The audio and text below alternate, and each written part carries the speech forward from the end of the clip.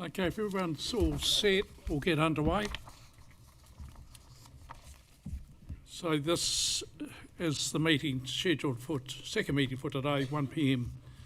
It's just a standard meeting, and thanks to is Kylie online? Not yet, so maybe just acknowledge that she'll be coming. Yeah. So we've already opened with a karakia at the early meeting, so we'll move into item 2, apologies. We'll put one in for Kylie, Councillor Leonard, who is joining us online. Can I have a mover? So I move that we accept those apologies. So is that for lateness? Sorry? Is that for lateness then? Yeah. Councillor Murcher is seconded. Councillor Delator. All those in favour say aye. Aye. Carried. Item 3, conflicts of interest. Are there any conflicts of interest? I'll take that as a no. Thank you very much.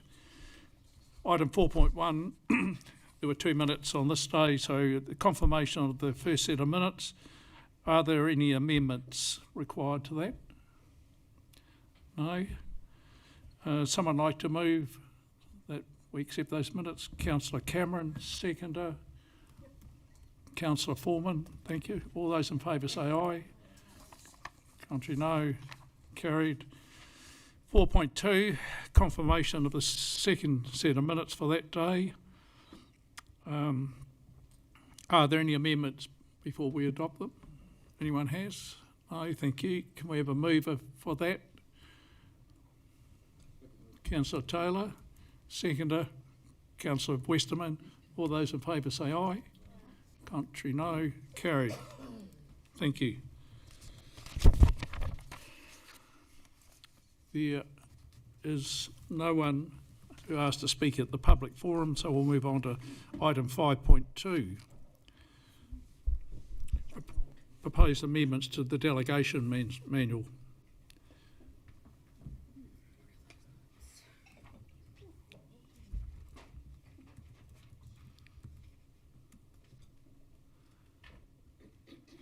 Welcome, Fiona, and your team.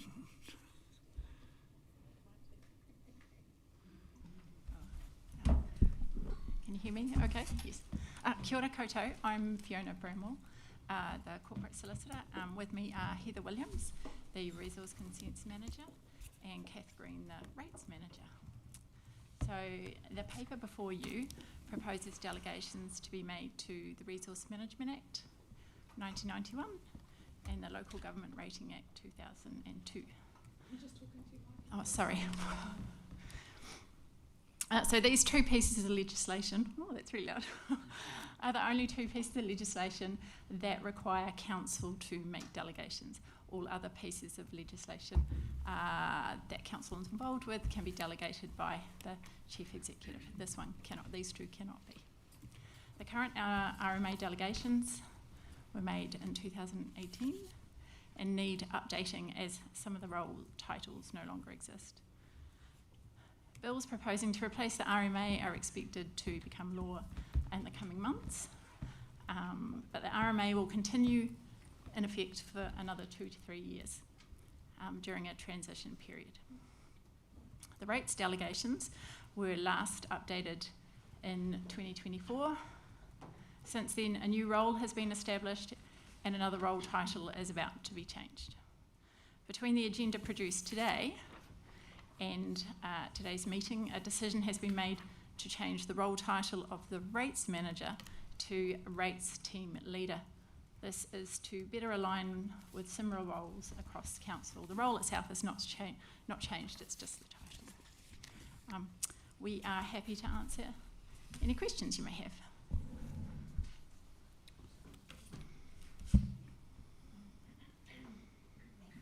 I'm amazed, Fiona, there's no questions.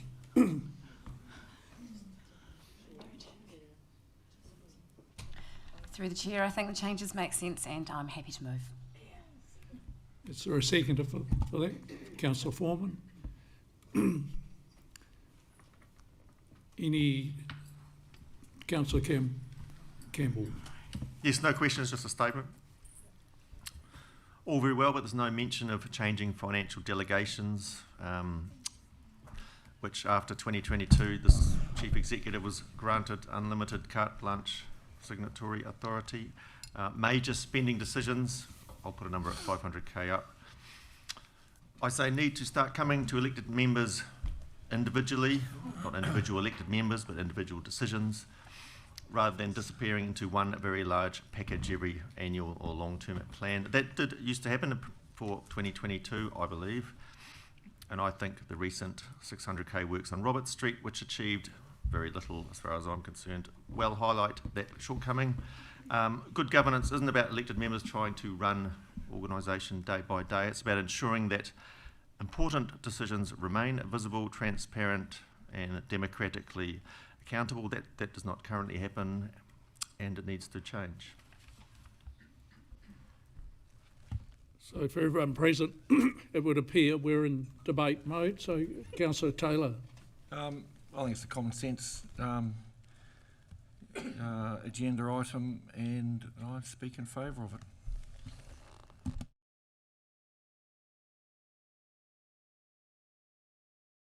So it was moved by Councillor Cameron and the seconder was Councillor Foreman. Councillor Foreman, yeah. I'll put that to the vote. All those in favour say aye. Aye. Contrary, no. Carried. Oh, Your Worship, I'll just note my abstention on those grounds I just mentioned, please.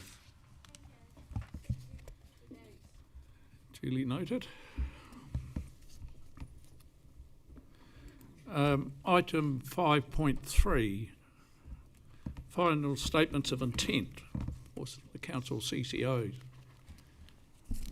Hadley, welcome. Thank you, Your Worship. Good afternoon, Your Worship and Councillors. This is very much a mechanical item where it's good practice to receive the final statements of intent from our CCOs, of which there are 4. The boards of those CCOs have approved these final SOIs, and so today is just merely Council receiving those. Happy to take any questions if there are any. Are there any questions?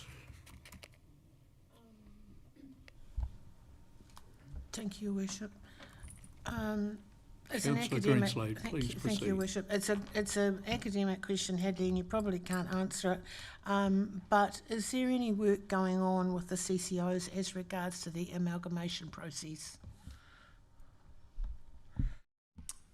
As I understand it, through you, Your Worship, they have been involved in the conversations that have been taking place internally, but I'm not aware of any specific conversations that are taking place across these 4 CCOs in relation to amalgamations. The reason I ask that is because I noted that the airport is still wishing to pursue a different format, and I wondered if it was appropriate perhaps to just think that perhaps that format needs to be put on hold perhaps in the meantime in the face of what's currently happening.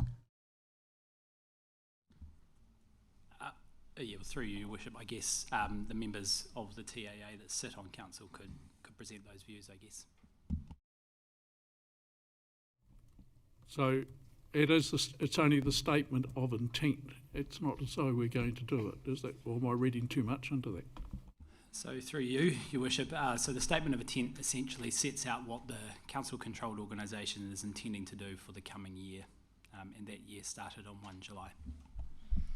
And it's fact they have to report back on their progress against a statement of intent. So it's like your annual plan. It is what you have asked them to deliver on behalf of council. Oh, hello. No. Well, Councillor Delator, it is your turn. I was just looking at Councillor Mananui. But Do you have anything do you to go say, ahead? sir? No? What's the different format you're talking about? Yeah, it's essentially they've talked about doing a different structure at the airfield for some years, and I see it's still being talked about, and I'm trying to find my notes, but I did read about it. And I just wondered if there had been any discussion about, I mean, particularly around the fact that we are looking at amalgamation and that process is underway. It just sort of seemed to be sort of an inappropriate time to continue on that down that line. They talked about a council-controlled trading organisation with paid directors. That was mentioned in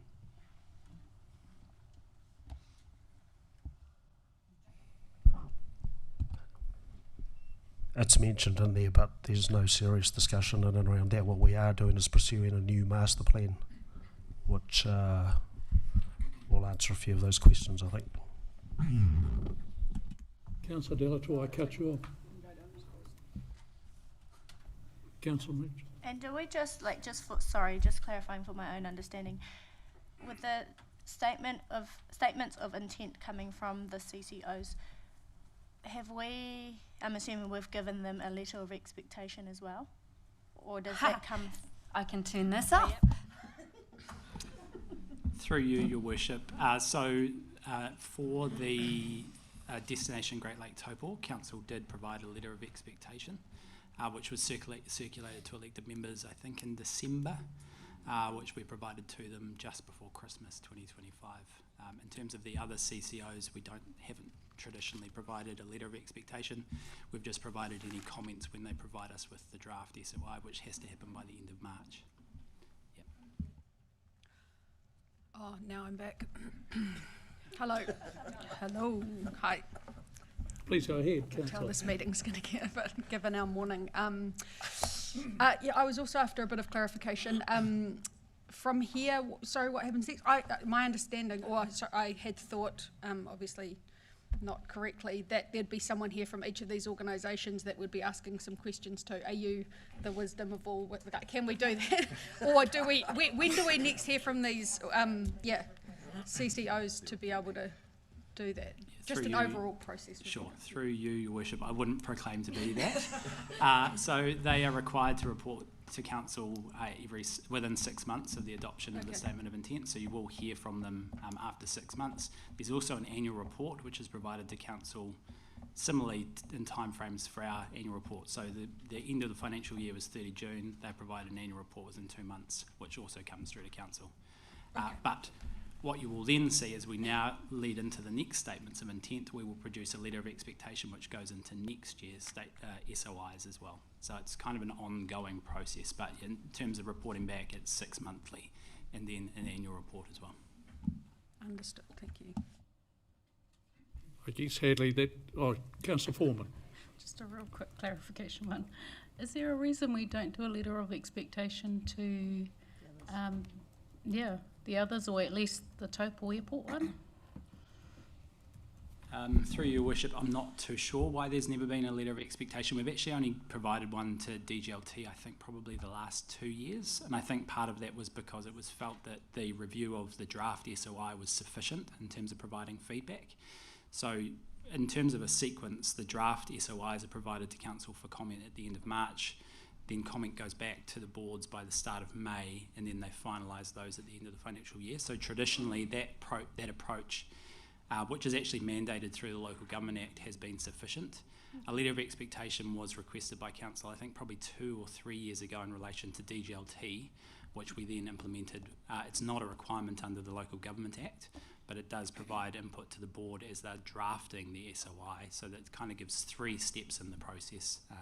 Certainly something we could look at if there's a desire from Council to provide letters of expectation. I think probably the makeup of those boards is quite different, where TAA is actually made up by councillors. So, you'd be providing a letter to yourself effectively.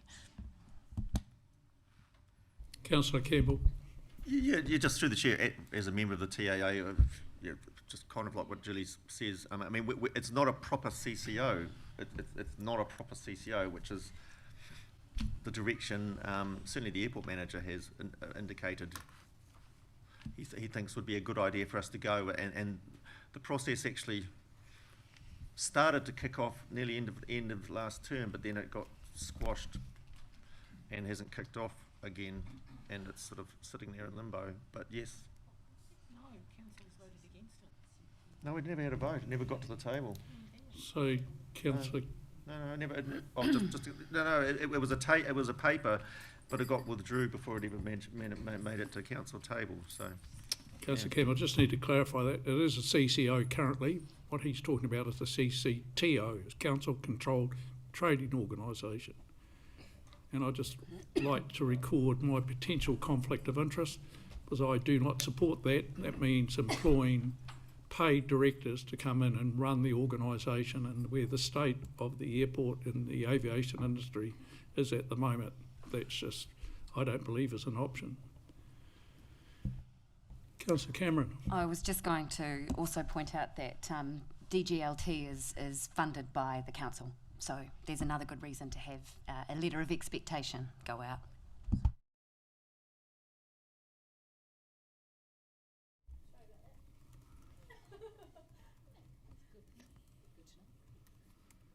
Are there any comments or debate needed on this?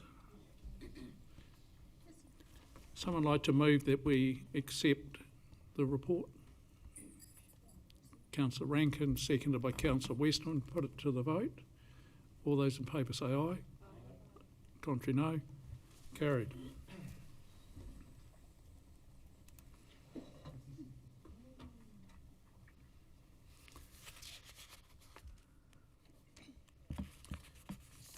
So we're on to item 5.4, Financial Stewardship Efficiency and Continuous Improvement Update. Sarah, welcome back.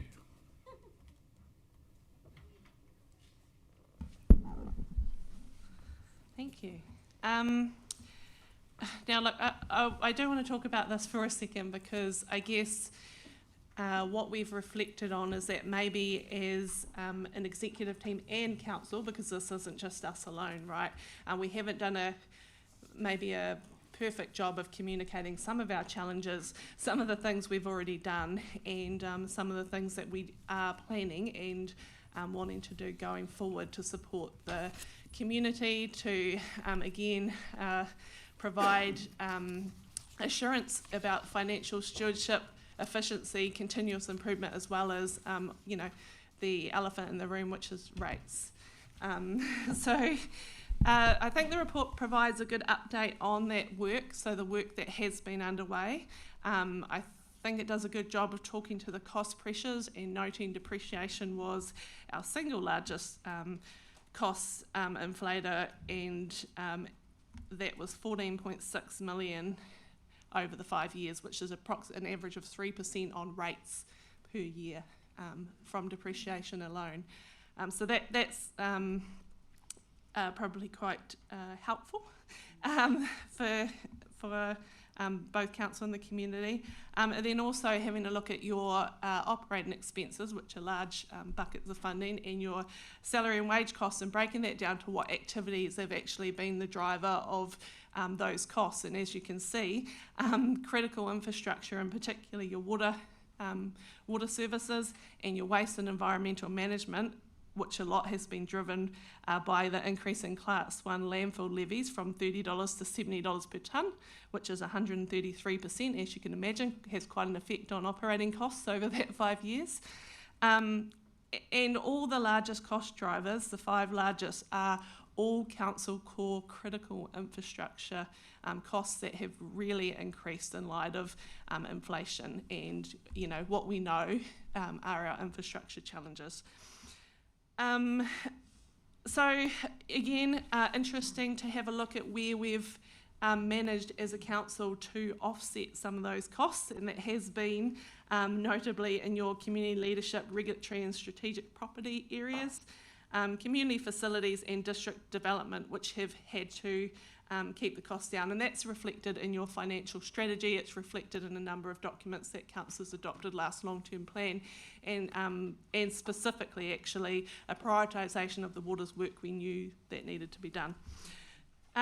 So I guess outline what has been done on top of that from an executive perspective, from a council perspective, and then some of those actions that we are proposing going forward, including the B-5% budget approach, some deeper reviews on level of service, given they're the biggest cost driver that council has, or the biggest cost container that council has is level of service.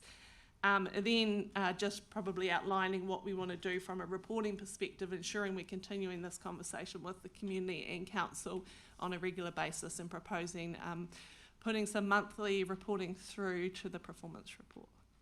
So that's... Thank you, Sarah. Are there any questions?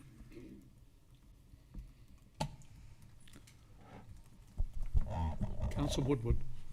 Thank you, Chair. Thank you, Sarah. There's a bit of work here, and I appreciate the work that has been done.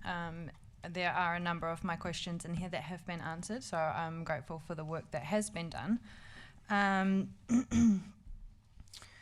And I'm really actually ecstatic that you're going to be doing this in the performance reporting. I think that's excellent. I just have a couple of concerns, and these concerns and questions aren't intended to criticise the work that has been done or the work that is going to be done. Efficiency isn't just about what processes we've put in place, it's about whether those processes have actually delivered better value for our communities and our ratepayers.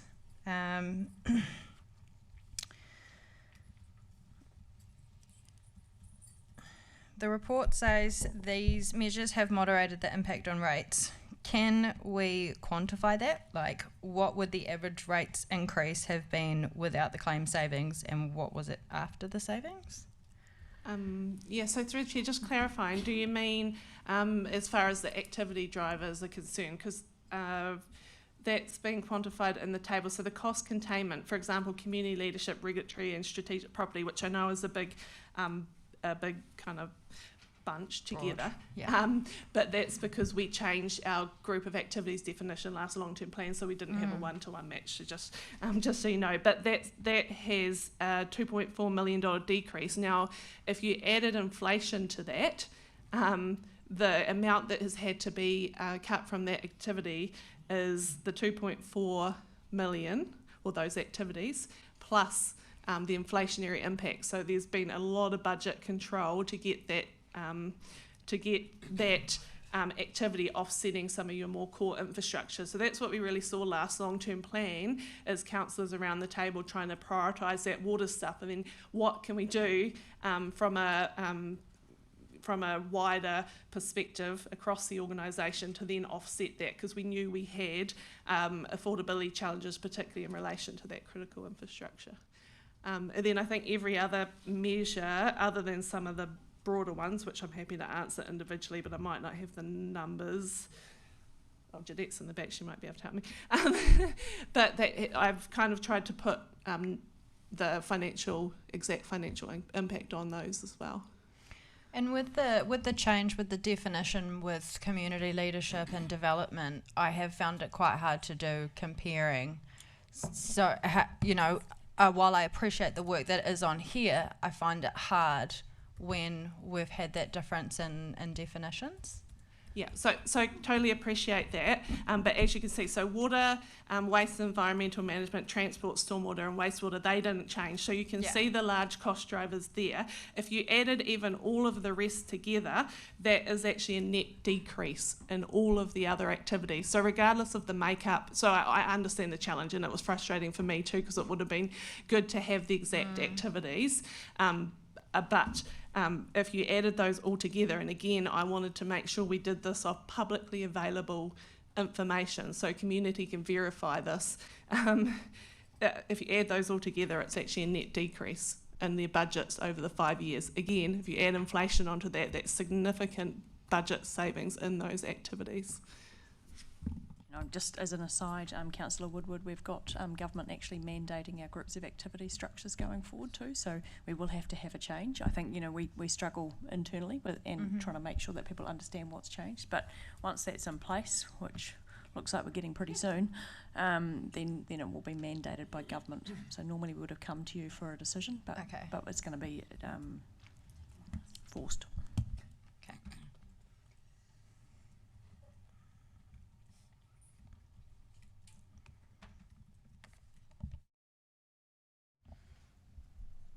Any, we have Hello. another question. In the corner.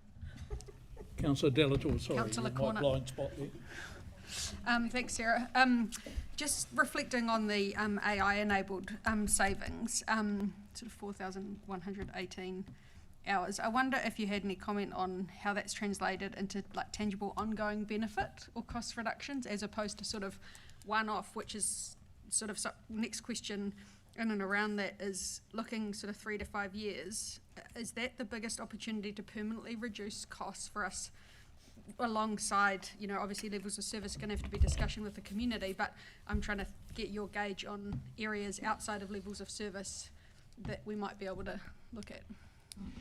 Yeah, so certainly see a substantial or a potential benefit from an artificial intelligence perspective in some of in how we deliver services. So I know of councils, for example, who are using it in their regulatory process, and you know, I think Far North had a 48-hour consenting. Now, again, I haven't heard the learnings from that, so I don't want to promote that. That necessarily, but we certainly are doing a lot in this space. So our first stage of our AI implementation was enabling the team with the tools that were safe, and working from there. So we've got further stages in that. What we're seeing at the moment is you know, we are seeing a lot of natural use of AI, but it's just how to then push that to the next level and convert some of those processes across. So we are going to be focusing on that, and we will have an AI work plan, and I suspect it will be one of the things that we come back to you on monthly to update, because I certainly see that could be a really big area of cost savings and efficiencies going forward, but again, it needs to be done in a really measured and you know, appropriate manner. So I do think that involves governance, because that's an important step to it. Because there's a lot of things to think about with AI ethics and balance of power, all those things. Councillor Woodward. Thank you. Again, I appreciate all this work, and I'm just wondering, how would we test whether these efficiencies here are actually improving outcomes across the whole district? Yeah, so that's a challenging one to answer, and I know maybe it seems somewhat ad hoc, and it probably has been, frankly. You know, I know as an exec, when we brought recommendations back to council, it has involved a whiteboard and trying to think of doing things differently, and you know, cutting or making savings and cutting costs where we could. From an outcomes perspective, I don't think we've got that mature in our reporting, and I think the next stage is coming back to you and regularly updating on these things. But yeah, no, I do agree that from a maturity level, we're probably quite low. And again, this was hopefully the start of you know, providing you more information in relation to that. Because I see, similar to the AI question, that has to be providing valuable outputs for the community, or outcomes for the community. Measurable. How do we measure those outcomes? Perhaps that's something that can be put in with the next sort of reporting, or how do we measure those outcomes within the small communities within the district? Yeah, agree. Through the chairs, you can see the costs,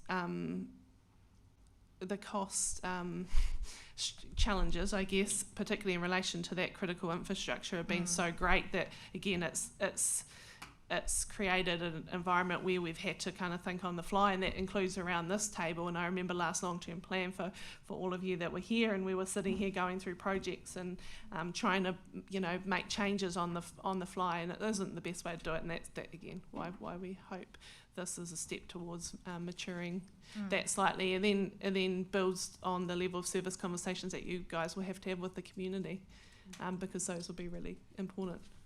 Thank you. I think this will be a really great, transparent move forward for the community.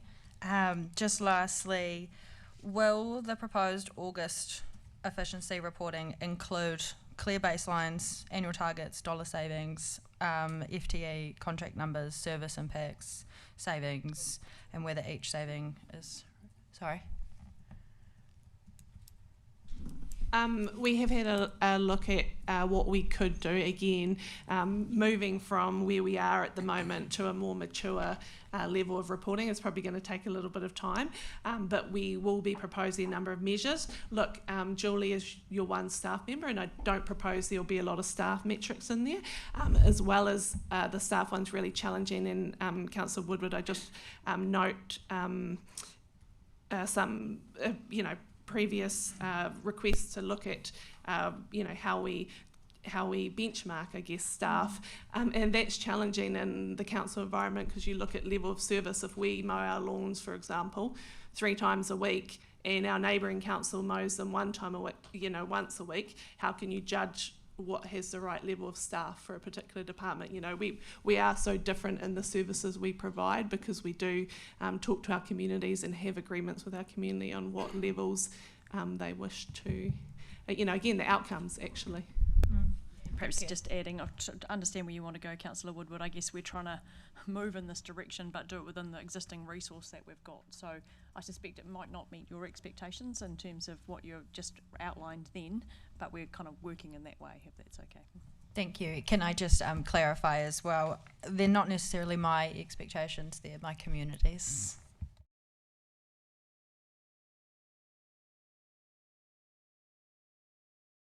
Are there any further questions?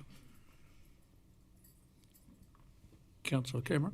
I don't have a question, but I would like to just make a comment if that's okay. Shall we get a mover and a seconder for the motion there, and then we Happy can to go move. Moved by Councillor Cameron, seconded by Councillor Rankin.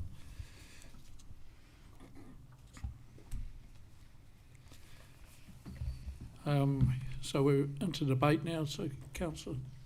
I just wanted to thank you very much for this update, and I'm glad it's going to be in the monthly reporting. And just for the benefit of people online listening, actually, this is the one place you can see everything. This is everything we're trying to do to reduce costs at the moment. So for the people online, it's hard sometimes for us to quantify what it is that we're doing to try and reduce costs within the council organisation. So here it is. Every month you'll be able to see what it is that we're trying to do to reduce costs.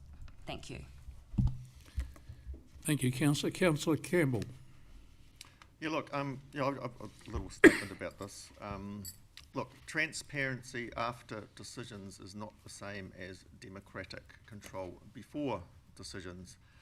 And I think the fact we have this report at all, which is actually quite unusual, by the way, I haven't seen a report like this before, just highlights the current philosophy here of keeping governance out of what is deemed operational matters. But in fact, we in governance are actually responsible for it all. So to me, this report reads as political explanation more than anything, rather than offering many solutions. It offers some. And by the way, it doesn't explain why some other councils out there have been able to keep rates under the rate of inflation, but not us. Trust the staff, in other words. This report effectively is saying the organisation is already tightening its belt. Many of the cost increases are outside our control, and we will continue improving efficiency while asking council and the community to make difficult decisions about service levels. And does ask the question of how can management run the organisation more efficiently, to which some of the answers are mildly interesting. But almost nowhere in this report is governance involvement in decision making mentioned, even though we have numbers of significant spending decisions which disappear into one enormous long-term plan every 3 years, line by line, hundreds of them. Council should be making large discretionary spending decisions individually to create transparency and accountability, even public debate and real prioritisation, rather than one giant package where everything is effectively tied together. And by the way, I think it's mentioned in the report, we've increased staff by 36% in the last 5 years, at a cost of about 9 million, and I don't care what the reason is, I think that's concerning and should be questioned. So just to finish, I think the question should be, How should elected members exercise control over major expenditure so that spending discipline becomes part of governance, not just so-called operational decision making? The answer we should be receiving to that question, should it be asked, is here are the concrete mechanisms by which elected members will regain direct control over expenditure, and I don't see that here. You can clap now.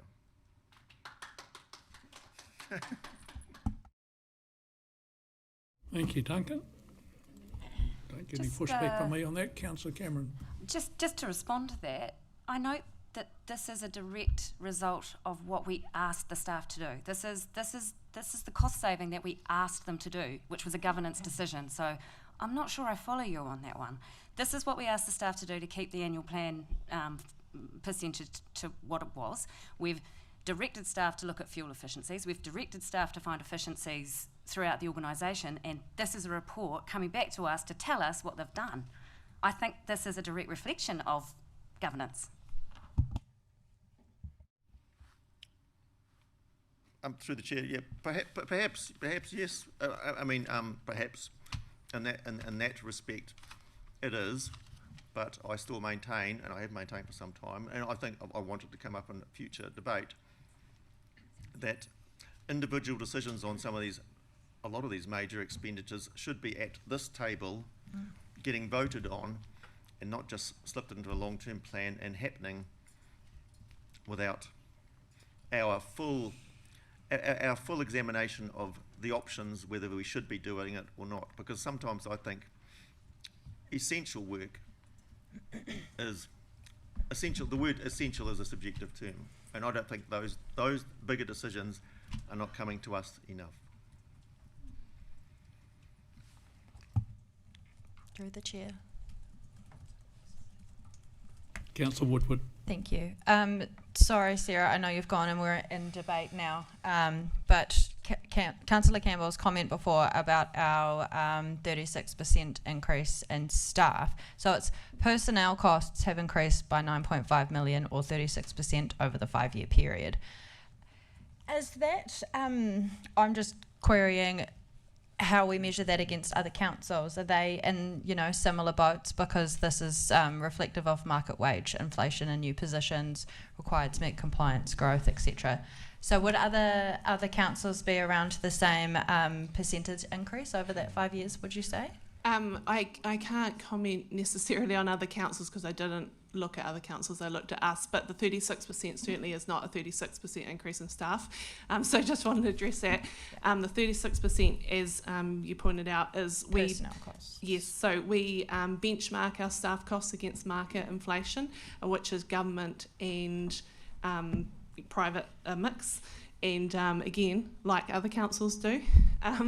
So that increase obviously is just keeping up the market. And then the additional, what I was trying to say, and actually what you can see in those activity drivers, is that explains the operating costs increases, so the other expenses, and the personnel costs, and you can see it is very heavily legislatively driven by Waters, particularly. Which is in-house. So the legislation changes as well as a bit of growth, because I know there's been new treatment plants and the like, that has been a major driver of that cost. Thank you. Sorry, can I ask another question? Yeah, Councillor supplementary one, Murch. go ahead. Thank you. Just on that, with the operating expenses and the quite the significant increase, and because a lot of it has been to do with Waters, so will we see that operational cost drop and then go into the Waters? So through the chair, what the activity drivers were showing is that's what we have seen. So we've seen Waters is naturally expanded, and the other critical infrastructure, because as you see, the top 5 activity cost drivers are all your infrastructure and core service, and you've seen those increase. And what we've seen across the organisation is a general decrease. If you added all those together, a decrease in the other areas in order to cover your critical infrastructure areas. Thank Does you. that make sense? Did I answer you fully? To a degree, but I know we've all had a big day. I'm thinking what you're asking is once we've got full separation from waters from the rest of the organisation, will you see the numbers decrease? Yeah. Yes, sorry, and that's actually a really good question, because I did know a number of other councils, and to be fair, obviously as you're separating waters off and actually moving it externally, it does make it easier, but a number of councils reported their rates increase too as non-waters, and I feel like, you know, maybe we did miss an opportunity to do that this year, but we will certainly, given the financial separation required under the new legislation, they will be certainly two different figures. So yes, we will be doing separate accounts, separate planning documents for waters, separate. They even have separate bank accounts, separate creditors and debtors ledgers. So it's quite separate, and that will be quite transparent what is in the water service activity. Thank you. So will we need to increase our staff more as we need more of that? Yeah, through the chair, I guess it comes back to the water service delivery plan, and as you're aware, we've got regulators now, not only from Taumata Arawai, but economic regulators from Commerce Commission. It has been assumed that economic regulation is probably going to focus on increasing costs in the water services space, not decreasing costs because of what is perceived to be a lack of historical investment, as well as new legislation and regulations, right? So, so I'm imagining that it potentially will drive further increases in that area, and that is what's forecast for the nation. Councillor Murch. Thanks, Sarah. I guess no questions, but just want to thank you and the team for responding to requests by councillors, because I see this as being exactly that. I don't actually agree with your statement, Duncan, in that it was really a response to it was a political response. I don't think it was, because councillors actually requested for this to happen, and this is the response. I guess as a new elected member, I'm relying heavily on the advice and the guidance that council staff provide to me to make my informed decision. I'm also really mindful that I'm not a chartered accountant, so I don't know. I actually genuinely wouldn't know how to interpret the level of financial information that Sarah can. So I guess I just want to take the time to appreciate this extra breakdown that you guys are going to implement, and I know that it will help me anyway in my decision making. So thanks. Thank you, Sarah. Are there any other questions? If not... Me, John, maybe just a comment. I just think it's important for all of us to read the reports before comments are made. And through the chair, the other benefit of this is that we often give a bit of direction here and there to staff. We say, reduce costs here, and they say, hey, we saved $20,000 in this department, but, putting it all in one place and seeing it as one figure, you can see very clearly the work that's being done to reduce the rates impact. And I think that's really valuable. It's valuable for us, and it's valuable for the public, because this is a public document. So anyone who wants to be able to see what it is that we're doing on a monthly basis to keep our rates under control, here it is. So I'm really grateful for it, and I'm grateful for the work. Thank you. Thank you, Councillor. I don't think there's anyone in the room that would disagree with that. Now we have moved by Rachel Cameron, second by Councillor Rankin. We'll put it to the vote. All those as per what's on the screen there. Is it definite we will receive more of this as we go on, or does that need to be in the recommendation? Doesn't? Yeah, cool. Sweet. Any further questions before we put it to the vote, or debate needed? No more debate, we've done that. Have we? Thank you. Righto, we'll put it to the vote. All those in favour say aye. Contrary, no. Carried. Thank you very much.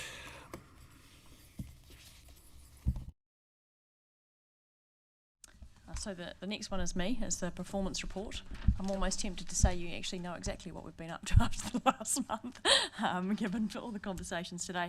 But, generally, I guess it's the chance for us to answer any questions that you have from an exec perspective. And we have Travis here this month to give you an update on projects. And this month is the end of the financial year, so it's not quite the normal in terms of finance, because the end of the year financials come through from the annual report. But I will take it as read, because I think we're probably all in the same part of the day. So happy to answer any questions. Are there any questions? Now's your chance. Oh, Councillor Greenslade. Thank you, Worship. Just a small one, Julie, page 132, operating efficiency improvements. What's the issue with the resource consent application processes? Is that to do with the fact that you're moving over to this new digital platform, is it?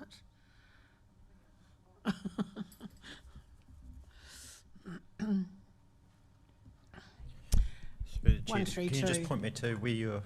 Page 132 under operating efficiency and improvements. The remaining activities that are off track include erosion control and resource consent application processes. Yeah, I would imagine that's very irritating for the community. Resource consent applications are our own internal consent processes, not the team processing resource consents.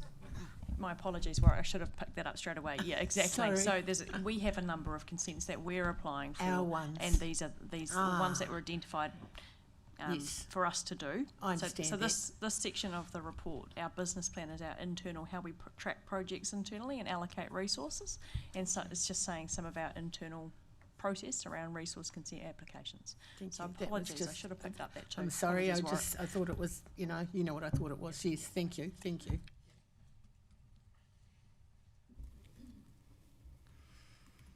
Councillor Woodward, you're next. Thank you, Chair. I was just going to ask regarding those resource consent applications, the resource consents, what were they? Or is it worth that? Or we just carry on? Actually going to refer back to some of the stuff that's actually in the project report. Some of the chunkier ones you've actually got a workshop this week on landfill, so that's on Thursday. You have a workshop on that. We have a stormwater consent process which is underway. We've actually got lots and lots of consents, but probably the biggest one that we'd like to talk to you about is later this week on the landfill. Any further questions? If not, we've got the recommendation on the screen there. Travis and Jeanette going to talk. Travis and Jeanette, they're going to talk first about significant projects. Jeanette. And Travis. Afternoon, Mayor and Councillors. I know you've all had a long day, so I'll try to get through this. Normally, Pernell presents this to you, but she's given me some notes to go through the performance report because she's not here today. The projects report. The first thing to mention is that I think in the previous project report, they discussed reviewing the significant projects on the report. That will be in a future one. I think they're still waiting to finalize 25, 26. So I would probably expect to see that next time around. There's 4 projects that had a decrease in risk over the last month. They include the Crown Road and the EUL, and this is largely due to the issue of titles. Also on that list is the long-term plan, and that's because you've now picked up activities in planning and doing workshops again. And then the water service delivery plan moved from amber to green, and this is because we achieved financial separation. There is one project on there that has seen an increase in risk, and that's related to SCADA, and that's just waiting on contractor work. The other things to note, which Julie had just mentioned, and you're probably all aware of, is the lodgement of the Broadland landfill resource consent, which was submitted on the 21st. Also worth noting that Megakino is going well. And they have gone to, they're preparing tenders for stage 1, which, as I understand it, is the sort of infrastructure right around the toilets area. And that, I think, was separated off because the other stuff is going through a consenting process. And then there, I think previously we had reported on the wastewater treatment plant program. This has been split into two now, so I think there could be a little bit more granularity on reporting because I think everything was just showing as amber in the report. So this has been split into future treatment options and infrastructure improvements. But while I've got a captive audience, because the thing that I do know the most about is Owen Delaney Park. So you obviously works are underway there. You all likely would have received an invitation to attend the opening of it on the 4th of September. We'll be doing a blessing, and then everything is to get it ready. We'll have a test run, and then we will have it ready for the global games the following weekend. So that's been a couple years in the making through design and construction. And then as we move on from there, we will be into construction on the main field grandstand and club rooms December, January. So that's building consent is about to be lodged for that. And this is all part of the overall program, which I think the first bit, which I can't believe is almost 2 years ago now, was the unveiling of the stadium lights that were installed on the lower fields and the main field. So all that being said, I'm happy to take any questions. Hopefully most of them are geared towards Owen Delaney Park. Councillor Campbell. Yes, not Owen Delaney Park, sorry. But it's actually a question, well, it's a question I asked last month, actually, the performance report, and it's about SCADA, which on the face of this report is 90% complete anyway. But I mean, I've received information in the last couple of months that much of that work might not have actually been essential, and the question is, when are we going to receive a report, not at this council actually, at the Water Services Committee, as to the efficacy of that significant decision and the way going forward about it? Yeah, through the chair, it's probably easier if I jump in and respond to this one. So certainly the Water Services Committee is the forum where that will be discussed, and as we start developing our water services strategy, which is something that we've raised regularly at the Water Services Committee, that is where we will be providing those committee members with the projects and those programs of work which will be seeking sign-off. So that's where that will be, you'll get all that information, Councillor. Oh, so Tony, are you saying, will that be the very next Water Services Committee meeting coming up? Through the chair, no, that's not what I said. No, we're working for a process of getting all that information together. Obviously, we've shifted away from LTP to the Water Services Strategy, although we've obviously still got projects contained within our current LTP. So it's just refining those, making sure they're all still relevant, and also putting into that what we've discovered, as you know, Travis pointed out, there's new things coming to light with some of these projects, but that will be in due course. Well, is it possible to give an indication of which Water Services Committee? I think how often do we meet? Every 2 months, 3 months? 3 months, I think.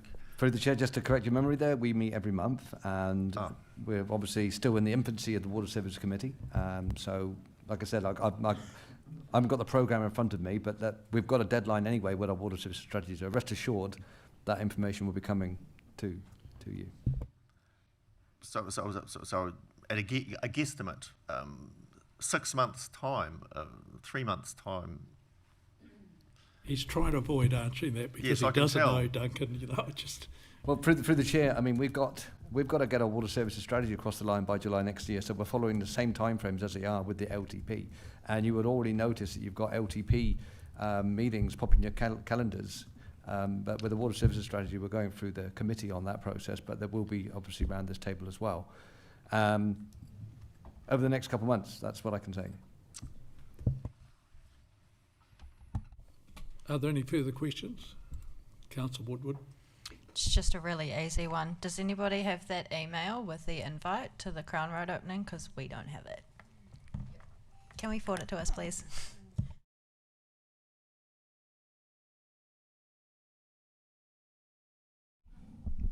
Yeah, we did have an issue, and it may have been with the number of people that were invited. Some of it ended up in spam. I have had a couple instances of people I bumped into and said, "Hey, did you get the email?" and they hadn't. So.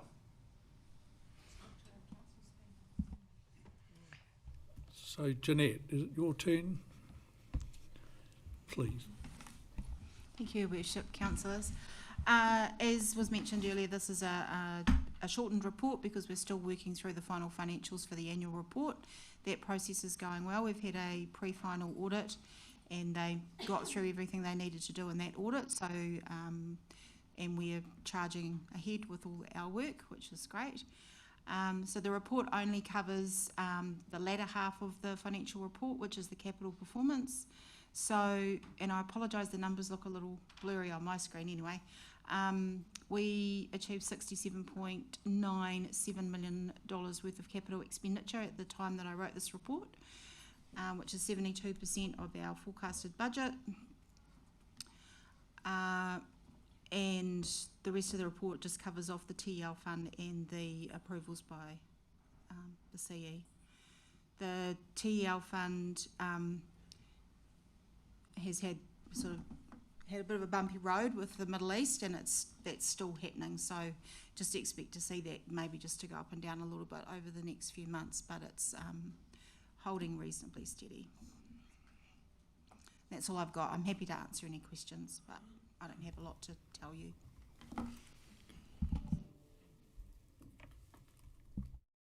Are there any questions of Jeanette or Travis? Travis, thank you for your ducked away there. But, any questions? If not, can we have a mover and a seconder for the recommendation on the screen? Moved, Councillor Mananui.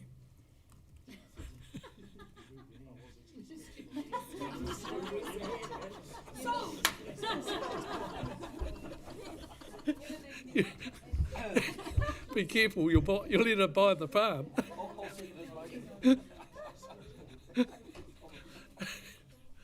Are you happy to be the mover, Councillor Mananui? Seconded by Councillor Taylor. Is there any debate needed? Probably not, I suggest. If not, we'll put that to the vote. All those in favour, please say aye. Aye. Contrary, no. Carried.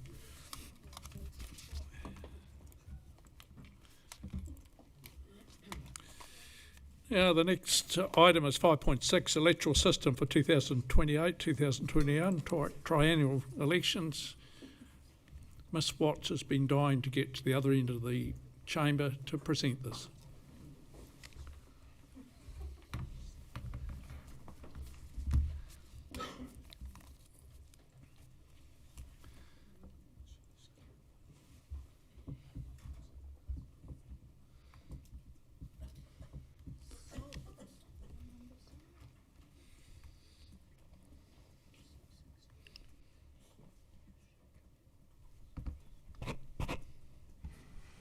Kia ora koutou, your worship and councillors. So, three things to tell you about this report. A decision is required if you wish to change the electoral system before 12 September this year about whether to use first past the post or single transferable vote. Given the current changing environment and the level of consultation and engagement already with the community, we are recommending that you continue with FPP. It will save on costs and other things, and it has been used for the past 8 triennial elections. And lastly, this would be in place for the next 2 triennial elections under the current legislation, so for the 2028 one and the 2031. I have Philip with me as well, and if any of you have any questions, we're happy to take them. Councillor Foreman. I have a slight concern with this one. Knowing that the Māori wards are gone and we haven't had the conversation yet around representation and what that might look like, depending on whether we choose to stay with the status quo or change, there is an implication. So I can't hand on heart say which one I would prefer us to be doing if I don't know how that lies first. Because if there is, like if the wards stay as is, and there are certain wards that, God forbid, only have one seat, there is a preference to have one over the other. So that's where I'm slightly concerned we're making this now without understanding what the representation is going to look like later, because one is better than the other depending on the situation we're going to end up in. Through the chair, unfortunately, the time frame is set by legislation, so we can't put off deciding about which electoral system to use. And the representation review, as it stands, will be going ahead, but comes after the electoral system has been decided upon. Just to clarify, Karen, it's the 12th of September? Yeah. That's correct. So I guess, yeah, go on. Yeah, is the time frame to which to make a decision. So you've brought it here today, given you've actually only got 1 month, so the representation review is not until basically next year. Just wanted to clarify, because I think there was a couple of questions. Councillor Campbell. Yeah, I seem to remember this decision, unless I'm mistaken, coming for us the beginning of last term as well. But you mentioned that according... No? No. Really? We didn't have this before? No, so through the chair, the last time this council decided was in 2020, so before mine and your time. Yeah. Councillor Campbell, the last time you had it was at the first TAA meeting. That's where you came across it. Was it? Oh, okay. Oh, okay, my mistake. Councillor Greenslade. Yes, Your Worship, I'm a little bit like Councillor Foreman. This is completely ridiculous. I thought we'd agree. I thought there was not going to be a representation review. That was the first thing I understood, but we were due for one this year. The Maori wards have gone. The government has also made a comment about the Manawhakahanu agreements disappearing. We're going into amalgamation. I mean, honestly, staff, I just think we should ignore it. It's completely ridiculous. It's got no meaning because there's just so many unanswered things here that we have to know about before we can even consider what sort of a voting we're going to do forward. But if I was going to vote sensibly, which I'm not going to, I'm just going to vote for the first past the post because it's expedient. The second one is by far a much more useful one for our district, the single transferable vote. They actually have that in Ruapehu, and I've been quite involved with it over there and understand it, and it certainly would work for our district much better. But taking into account all these other things that we've got no answer for, and we have to have an answer for, what do you say? Folks, I think we're in debate, but it's probably fair enough. It's one, Councillor Woodward. No, I've still got questions. Thank you. But one of the councillors has moved into debate. But Councillor Woodward, it's your turn to ask questions or Gosh, you've just made me forget what I was going to say. I support the second one, not first past the post, but the other one. And I feel that this is such a decision that, I mean, couldn't we defer it for at least another month? Because so much has already changed between now and last week, you know, with everything that's going on. If this doesn't have to go through until September, we could push it out one more month.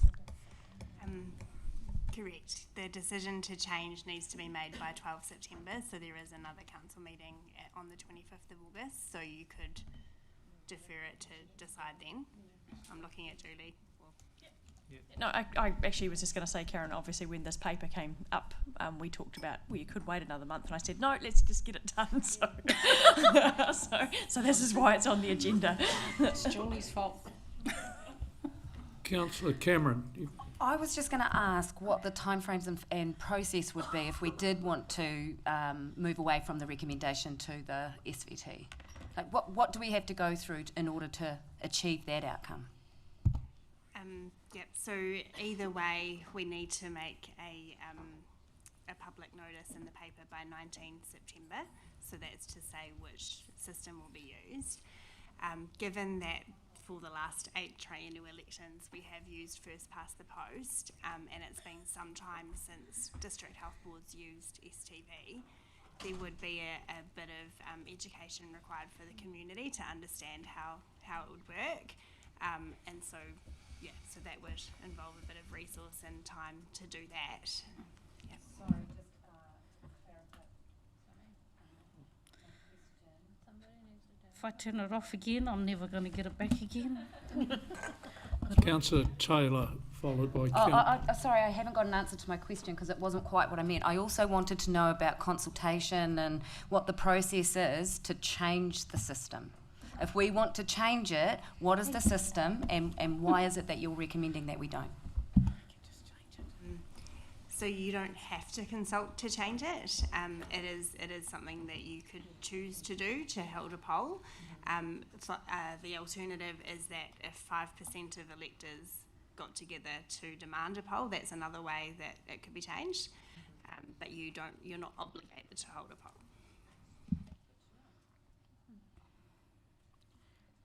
Councillor Taylor, have you? Councillor Foreman then. Can I please ask? So what are the timeframes on the representative review? So you mean, Councillor, the full review, the timing we are, or just for this question? No, not for this, for the actual understanding of the representation. Yes, so I guess this was the first step of the review. In the meantime, we're looking at options for wards, like internally, to come with a long list of options of whether we keep the current wards or not. And then we'll come back to you, councillors, to have a discussion, a debate on different options for the ward in our council. So what are the timeframes? That will be, so this will be in the coming months, around August, September. Sorry, is this an internal only process? Because can we line it up with this process? No, you can't line it up with this process. I'm really sorry, but you'd have to make this decision separate from your full rep review. Your full rep review is quite an involved process that you have to work. I understand the intent, but the legislation's not allowing you to do what you're trying to achieve. The only option you have got, if you don't feel comfortable making a decision today, is to defer it to next month. If you wish to defer it to next month, that's obviously your call. There is an opportunity for you to get more information in the next month if you don't feel comfortable today, understanding the difference between the two systems. I guess from my perspective, we did see it as we've had this for a very long time in this community. There's enough confusion, I guess, going on at the moment with local government between all the head start and the backstops and the changes going on, that we felt that actually continuing with a simple process would help voters to become engaged. But if you do want further information, of course, we can provide that in the next month. However, I think with a single transferal vote, you probably get a better outcome. But it's can be a bit laborious. Are we moving into debate now? Yeah, PSA. Because it's not necessarily I don't think you're going to get the information to fulfil what I'm looking for to answer this question in the next month. So I'd be more than happy to just have the vote today, because we're not going to answer what does our representation look like, and therefore which is the best. At the moment, we just have to pick one. Well, nothing's going to change. Maybe we should have a bit of a discussion before we do. Councillor Campbell, then followed by Councillor Delatour. Yeah, look, I think I don't think it's a good enough excuse that we've got a lot going on right now. It's too complicated. Let's just I think there is an opportunity here that we could between now and 25th of August, I think you said was the next meeting. Between now and then, we could put it out for consultation, not a referendum, but consult the public about this and get feedback and make a decision on 25th of August. we can do that if we want. I don't. It's kind of a whether or not the representation has been sorted out or whether or not we get amalgamated. It doesn't really matter. We can still put this out to the community for ask them what they think, and we can defer the decision to 25th of August. Thank you, Councillor Cameron. Councillor Taupō. I just wanted to clarify that this is a deadline set not by ourselves and our council and our staff, so I appreciate that this is something you guys needed to bring us either this meeting or next meeting. Appreciate the time frame. I'm happy to, I appreciate also your concerns, but they don't sound fixable. My view won't change in the next month. I'm happy to vote today and with the recommendation. I think at the moment there's a lot going on with the community. I think we've been voted in to represent, to make these sort of decisions for our community. If you want to defer it a month and have a chat to your community or the people that voted for you and bring it back, then that's fine. I don't think we need to go out and ask them all to vote on it. I found the other option confusing. I think the public would too, and with everything else going on, I'm happy to keep it as is. Thank you, Councillor Delator. Councillor Woodward. I'm in favour of deferring this just for another month, just to get a little bit more information in. We had a really packed day today, and I don't believe I can confidently vote on this, especially with everything. I understand it could be another challenge to bring in, but we need to take the time to really understand the risks and the opportunities. So I'm keen to defer, please. Thank you, Councillor Woodward. Councillor Taylor. The opposite point of view, I'm happy to vote on it today. I've read the agenda item and the advantages and disadvantages, so I've got a very clear understanding of the agenda item. I think it's well and truly spelled out for us. We could ask the community, but again, we've asked them quite a bit in recent times. I'm not an advocate for the single transferable vote. If I put my vote to a candidate, I wouldn't want that vote then transferred to somebody else that I didn't vote for. This has served us as a community very well for a long time, and I don't see any reason to change. Councillor Murch. Thanks. Look, my view is similar to Councillor Woodward's. I'm not in a position to vote today. I actually have a contrary view to Deputy Mayor Kevin Taylor around the system working for us well after all these years, because it hasn't. Look at the percentage of voter turnout that we have gotten in this district the last every so often triennium. It is not high, it is low. And if we can do anything to improve the voter turnout for local body elections, then we should at least consider that. For me specifically, young people are severely underrepresented in local body elections. And we've operated with the status quo for so long, and I just don't see any evidence that voter turnout is increasing drastically, even though we've been operating within the same system. Maybe we need to change it. That's my view today. I am sorry, councillors, I don't think I'll be able to vote on this today. Councillor Cameron. I feel similarly. I believe that STV delivers a stronger democratic outcome, actually. But I'm torn, because I do understand why the staff have recommended the way that they have. There is a lot going on. There could be some costs involved, all of that sort of thing. So in my view, I think it would actually be prudent to just park this one up for a little bit longer. I'd like to give it a little bit more thought. That's my view.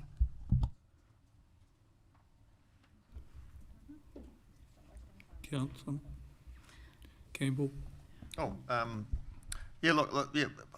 I disagree with Councillor Taylor. I mean, I've read the report too. We've got a lot of quoted disadvantages, but really they're fairly trivial as I read them. And extra 12,000 in costs for election management. That's really nothing if we get the advantages that are clearly put there. So. But at the same time, I wouldn't want to just defer it for a month and not get feedback from the community either, because that's just, I think we've got time enough to do that, and it's not actually that complicated a question. I don't appreciate, and I don't appreciate the difference so well even reading this paper, and I think we could all be being a little bit more educated about it. Thank you for that. You've got the recommendation on the screen there. There's some for and there's some against it. Can we have a mover? We need to vote on it. Who's voting? Councillor Greenslade. Sorry, 1 moment, please. Sorry. Do you want to consider the option? We don't seem to have. We don't seem to have an option for any of the other ones. We've only got an option for the first past the post. So, Can do we we vote add a for- recommendation? Yes, so if we don't agree with that, what do we do? No, we're deferring. We're deferring. You don't agree with it, you vote against it. No, we've asked to defer, haven't we? Because we have to decide what we're going to do. Not today. By the 12th of September, we have to decide. Can we leave it on the table? Yeah. So just Yes, my mic's on because I don't understand what's happening. So, just point of clarity, Your Worship. If, as it's written, if we vote this down, and I need some advice from staff on this, we vote this down, then effectively we cannot bring the same motion back next month. We're actually getting rid of this as an option. You are by default voting for the other option. So leaving it on the table would be a far more appropriate way of doing it, because if we vote this down, that's gone. That option cannot be back on the table in a month's time. So if we're voting for this option, then that kills it dead. So suggestion would be, and we've expressed different points of view, that we actually let it sit on the table rather than putting it to the vote. That way this option and the other option remain live for a month, and we can go out and talk to our constituents. And they can come back in a month. And through the chair, because there are other options, can we have those other options presented, not just one option, next month, please? No. There's only one other option, Karen, is it? It's either or, isn't it? Or is there other options? No, there's just the two. I'll just defer to Julie. I think she was going to add something. Thank you. You know, I was, but you were partway through moving a motion, and I thought, oh, that's a bit wrong. Can't jump in there. Look, I think you're asking staff to bring this paper back next month. We have been talking in the meantime while you've been talking to suggest that perhaps there is a chance for your electoral officer to run a session with you to perhaps answer some questions on the two options. So we'll try and arrange that between now and the 25th of August. So. Very good idea. Councillor Mananui. Yeah, cool. Happy. All I'd add is slightly different subjects. One, representation I'm hearing around the table, and also engagement when it comes time to voting. Slightly different also. This is about the how. That's all. Councillor Campbell. Well, could we also, if we are going to resolve to defer it for another month, can we also resolve that council will put out a consultation? I mean, we can just rely on each of us individually asking people in the community, but can we instead add to that and resolve that council will undertake a community survey for feedback? I mean, it would just add an extra cost, an extra time. Like, I can't remember, sorry, who said it, but we were elected to do this job. And it's up to us to just go out and talk to people. I don't know. I mean, we don't have the amount of time. We've only got a month until we're going to make this decision. So the suggestion is we let it lie on the table. In the meantime, you can go out and talk to people. It's a general... Through the chair, I mean... Is there a general acceptance of that? Well, through the chair, can I just... I mean, just say that, I mean, it's probably easier for the likes of Councillor Woodward to talk to a small community like Mangakino than anyway, Taupō ward people we need to get move feedback. on, Duncan. We got Please your don't point. assume, Duncan. Can we No, it's to give us a bit of steer? Can we have a show of hands for those that want to leave it on the table to bring it back to the next meeting? Well, just through the chair, can I ask a question, please? Mentioned as the cost. I'd be surprised if this council putting out a consultation question to the public costs much at all. Actually, yeah, we're not going to go out to consultation, Doug. That wasn't recommended. What they're going to do is run a workshop to get us all briefed on it, so we fully understand what we're going to be voting for. Will the workshop be public? Yes. There we go. That's all we need, isn't it? People need to watch the workshop and then they can send us their feedback, and that will be our consultation, and that's the best I think that we can do. I agree. There's a member of the public nodding her head back there, so thank you. Okay, everyone happy with that? So we want to. So we've got a motion on the screen there. Can everyone read it? Is there a mover for that? Councillor Taylor, seconded Councillor Cameron.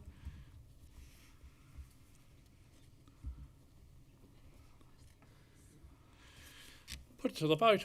All those in favour of what's on the screen say aye. Aye. Contrary, no. Carried. Thank you.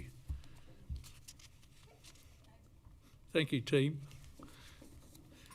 Moving on to item 5.7, council engagements, August 2026, appointments and training and conference opportunities.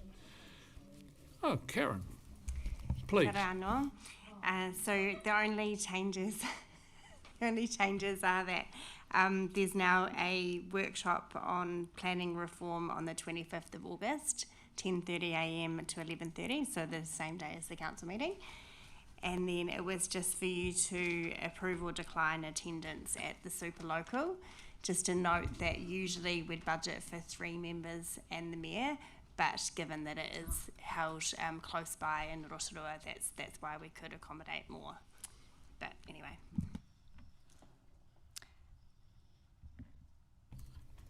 Sorry. Are there any questions on that? Through the chair. I had hoped to attend that actually, and I recognise I hadn't sent an email through, but it's slipped my mind amongst everything else. We'll ask Karen or Shani to add your name to it. How's that? Please try and keep the cost down. I am a bit worried. You're quite expensive. Sorry, with that thing that we're going to go to, do we have to stay in Rotorua that night? We're not. We're not no, we prefer you didn't. Yeah, no, cool, good. I don't want to. Yeah. Sorry, Yes, Rotorua. just I was going to say politely, we've based on Thank the you, fact that you're coming back. Yeah, so we're just driving there, driving back, driving there. Yeah, sweet. Yeah. Would someone like Mahini, you want to say you're leaving? Bye.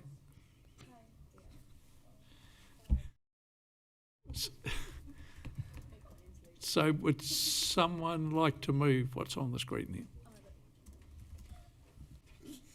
Was that Councillor Woodward moved? Is there a seconder? Councillor Greenslade? Put it to the vote. All those, or do we need more debate on this? No. Put it to the vote. All those in favour say aye. Contrary, no. Carried. Like Christmas. Turkey's voting for an early Christmas. I believe it or not, we're into confidential items. We need a mover to go into. Move Councillor Taylor, second to Councillor Foreman. Do we need a vote on? All those in favour say aye.